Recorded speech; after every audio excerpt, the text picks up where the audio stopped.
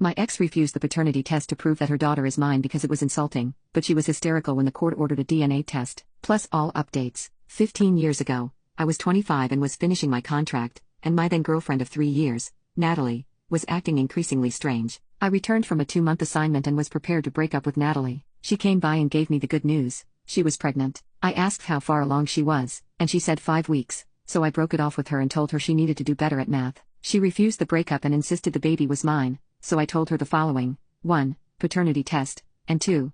If the child was mine, we could talk about financial support and custody arrangements with lawyers. She refused both and told everyone we both knew that I was a deadbeat for knocking her up and leaving her. I told everyone I was on a 2-month assignment when she conceived, but a few insisted for the sake of decency I house her and give her limited support. I consulted a lawyer about this mess, and the lawyer made it very clear that any overt support I give could be seen as me taking responsibility, so I told these friends that, and almost dropped it, except for one guy, who again insisted that charity couldn't be used as a legal cudgel like that. I told him if he believed that, he could house her. He agreed to drop it after that. The child was born, and not even going to do the whole she didn't look like me because most babies are born with squished faces, and all I saw were the pics she sent me with messages like Emma wants to know where daddy is and poop. She still refused to take any paternity tests, but her constantly showing up with that baby got to the point where I filed in Roe. Fun fact, in my state, a permanent Roe is not permanent. It is 2 fucking years long. The only way to get it longer is if a violent crime is associated with it. And bugging someone with a baby that's not theirs is not a violent crime. So, my life for the last 14 years has been me renewing the Roe every 2 years because, once it clears,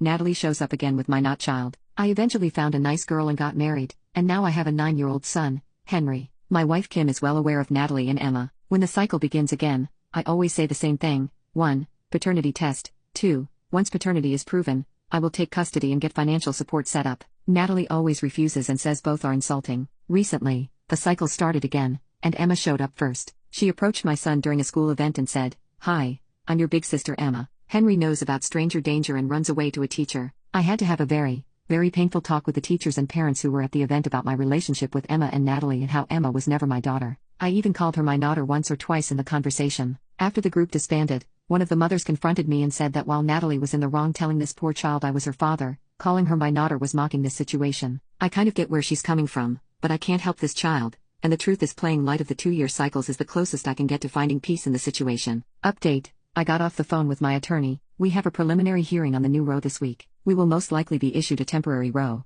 and then another hearing for the permanent Roe after that. CPS is investigating Natalie and Emma's living situation. The teacher's report held a lot of weight, and my lawyer thinks this might be a way to end the madness now. In family court, for minors, there exists something like a temporary, court-appointed guardian, who is only a guardian for legal purposes and procedures and decisions, including medical. If the family court appoints such for Emma, we can ask this temporary guardian for the DNA test to put this to the ground. The madness might have an ending in sight. Adding here, I feel like I need to explain the relationship I had with Natalie all those years ago. When I returned from my 2-month assignment, I was already set on breaking up with her. Her "oh wait, I'm pregnant" would never make me marry her. I doubted she was pregnant for several weeks. During the last year of our relationship, several red flags appeared in her behavior, ranging from demanding that I check in with her. At the same time, at work, I only hung out with friends with her present, with extreme bouts of jealousy if I ever seemed too friendly with women, including waitresses. I was in a line of work that demanded me to be away for long stints, which she hated but also kept me out of her reach for long periods. I think halfway through that last year,